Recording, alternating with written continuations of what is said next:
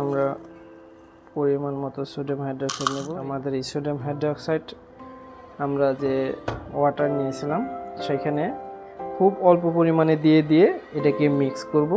But আমরা সবসময় মনে রাখব পানি কখনো সোডিয়াম হাইড্রোক্সাইডে দেব না। আমরা সবসময় সোডিয়াম হাইড্রোক্সাইড পানিতে আস্তে আস্তে দিয়ে দ্রবণটাকে মিক্স করব। এভাবে আমরা পানির সাথে সোডিয়াম হাইড্রোক্সাইড আস্তে আস্তে মিশাবো। আমরা এখন আমাদের চারকোল পাউডারটা অল্প একটু তেল দিয়ে, যে তেলগুলো আমরা আমাদের সাবানে ইউজ করব সেটা দিয়ে একটু চামচ নিচ্ছি, এখানে অয়েল নিচ্ছি জাস্ট এটাকে পেস্ট করার জন্য।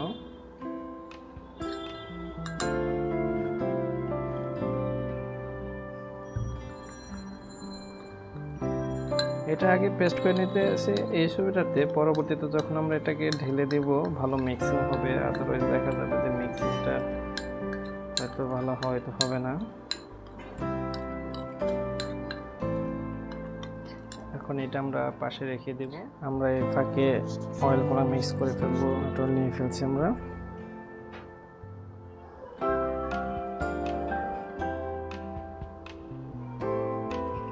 এরপরে ক্যাস্ট্রল নিব।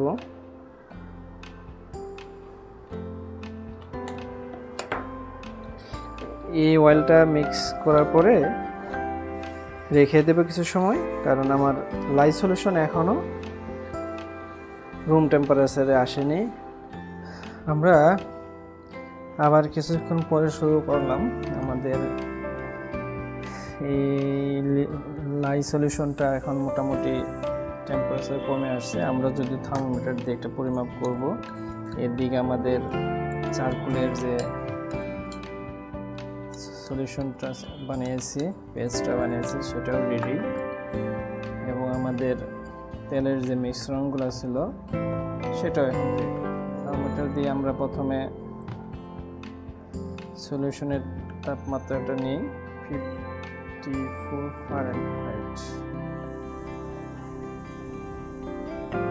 মোটামুটি কাছাকাছি। মানে এটা আমরা ইউজ টু, বেশ কিছুক্ষণ রেখে দিলে রুম টেম্পারেচারে যখন চলে আসে দুটা কাছাকাছি হয়ে যায়। যে মিশ্রণটা বানিয়েছি সেটা আমরা এখানে তেলের মধ্যে দিয়ে দিব।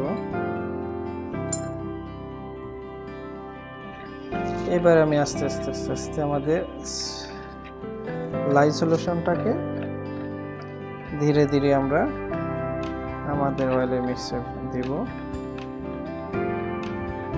ধীরে ধীরে দিব।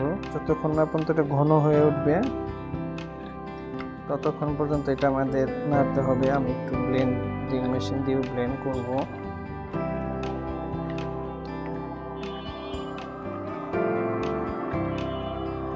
ব্লেন্ড মেশিন দিয়ে এখন আমরা একটু ব্লেন্ড করব।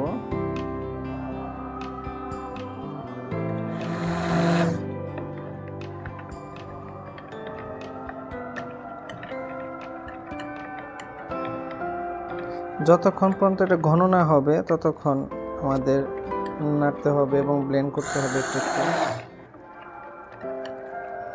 কিছুটা ঘন হয়ে আসছে। আমি একটু রোজমেরি এসেনশিয়াল অয়েলটা দিয়ে দিচ্ছি।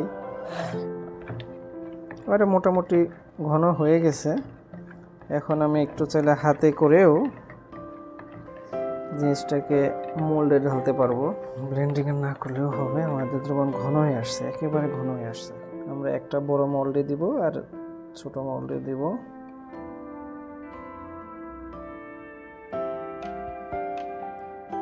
মোল্ডে ঢেলে দিলাম। মোল্ডে ঢেলে দেওয়া শেষ। দেখেন কি সুন্দর একটা কালার আসছে।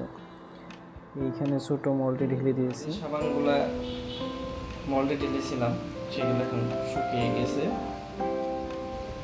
এই হচ্ছে বিগ সাইজের সাবান। এই আমাদের চারকোল সাবান।